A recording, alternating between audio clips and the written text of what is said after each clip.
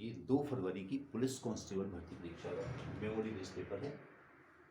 कुल 7 क्वेश्चंस हमारे पास आए हैं। तो पहले अपन 7वां क्वेश्चन देख लेते हैं। किसी व्यक्ति का वेतन पहले 20% कम किया गया, तो कम किया गया मतलब D1 हो गया आपका -20, फिर 20% बढ़ाया तो D1 हो गया +20।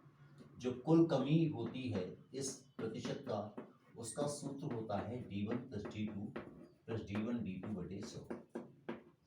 तो D1 हो गया -20, D2 हो गया +20, ये हो गया -20 × 20/100, ये कैंसिल हो गया तो बचेगा -400/100 कट गया तो बचा -4%। यह दर्शाता है कि उसका जो कुल वेतन होगा वह वेतन 4% कम हो जाएगा। ऋण चिन्ह से हमें पता पड़ता है कि वेतन कम हुआ या बढ़ेगा, प्लस का होता तो बढ़ता। क्वेश्चन नंबर पहला करते हैं।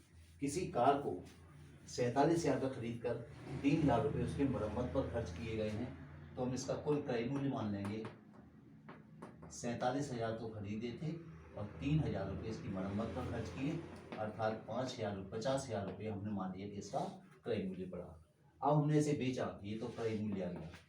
हमने इसे बेचा 58,000 का, 58,000 का बेचा हमने, तो हमें इस पर जो लाभ हो रहा है वह लाभ हो रहा है 8,000 रुपये।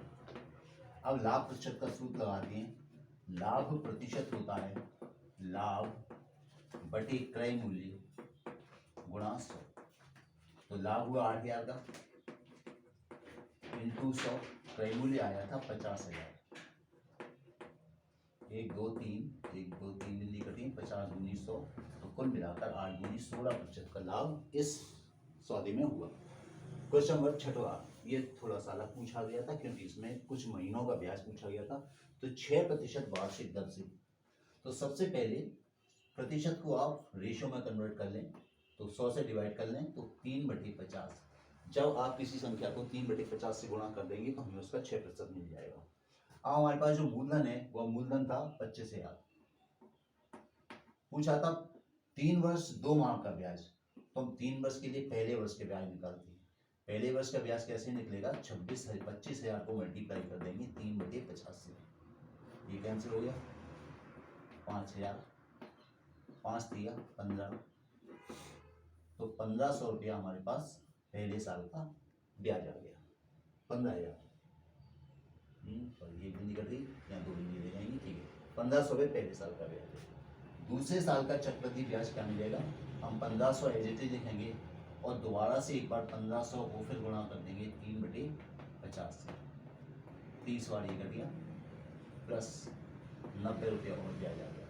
अब तीसरे साल का भी कैलकुलेट करना पड़ेगा क्योंकि 2 वर्ष 3 माह का समय है।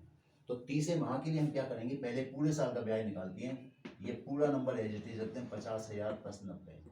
अब इन दोनों संख्याओं का 6% या 3/50 निकालेंगे, तो इसका 3/50 तो हम पहले निकाले 90, हम 90 का निकालेंगे 3/50, 0 9 × 27/5, तो 5.4 रुपया और हो जाएगा, 5.4। अब देखिए ये 2 साल का ब्याज तो आपको पूरा मिलेगा, तो 1500 1500 3,000, ये तो हो गया 3,090 रुपया। लेकिन ये जो ब्याज है ये ब्याज केवल 3 माह का है, तो 3 माह में वर्ष कितने होते हैं? 12 से डिवाइड कर दें। 3 माह का मतलब होता है 1/4 वर्ष, तो ये पैसा जो होगा इसको आपको 4 से डिवाइड करना पड़ेगा।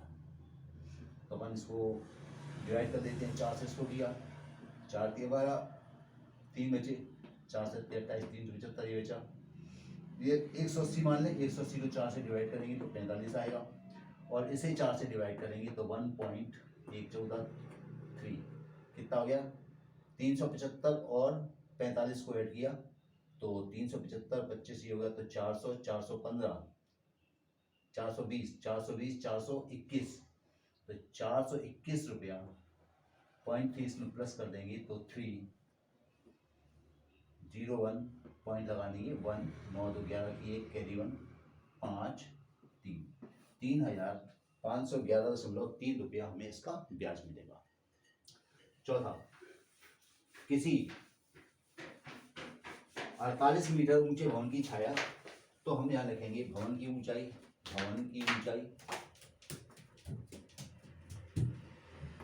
बटे भवन की छाया। सिंपल फॉर्मूला होता है, भवन की छाया बराबर टावर की ऊंचाई बटे टावर की छाया।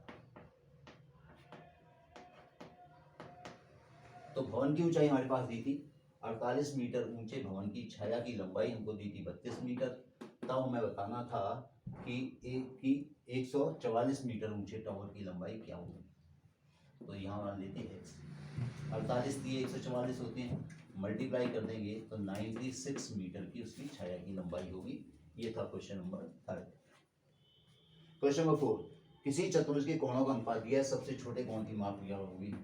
तो इसका सबसे छोटा कोण होगा, सबसे छोटा कोण, तो देखिए अनुपात में जो सबसे छोटी संख्या है वो है 3, 3 यहाँ रखें और इन सभी का योग करें तो 6 5 11, 11 और 4 15 और 3 18। और हम जानते हैं कि चतुर्भुज के सभी कोणों का योग 360 होता है। 18 दूनी 36, 20 बार कटा तो 60 डिग्री सबसे छोटे कोण की माप होगी। इस चतुर्भुज का सबसे छोटा कोण 60 डिग्री का रहेगा। अगला, किसी शंकु का वक्रपथ और ऊंचाई दी है। वक्रपथ क्या होगा जबकि ऊंचाई, 5वां क्वेश्चन, ऊंचाई दी है 24 और तिर्यक ऊंचाई दी है 25। हम जानते हैं 7 24 25 का पाइथागोरियन ट्रिपलेट होता है। तो अगर ये तिर्यक ऊंचाई है, ये ऊंचाई है, तो इसकी जो त्रिज्या होगी वो कितनी हो जाएगी 7। अपन इसका वक्रपथ जानते हैं, शंकु का वक्रपथ होता है पाई आर एल।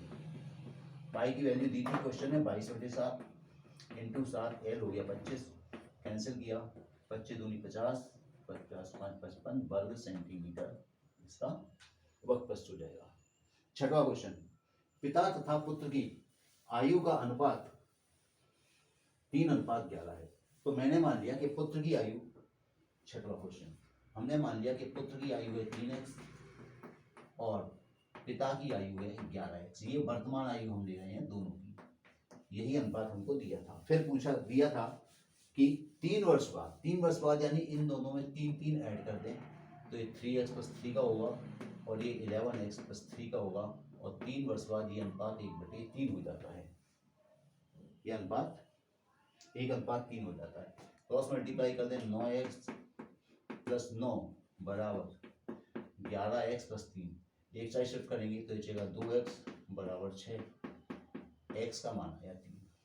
अब पूछा था कि पिता पुत्र की वर्तमान आयु क्या है। तो पुत्र की वर्तमान आयु है 3x, 3 × 3 9 वर्ष का पुत्र की आयु होगी। तो ये क्वेश्चन हमने किए 2 फरवरी के। नेक्स्ट वीडियो मिलते हैं नेक्स्ट क्वेश्चन। Thank you.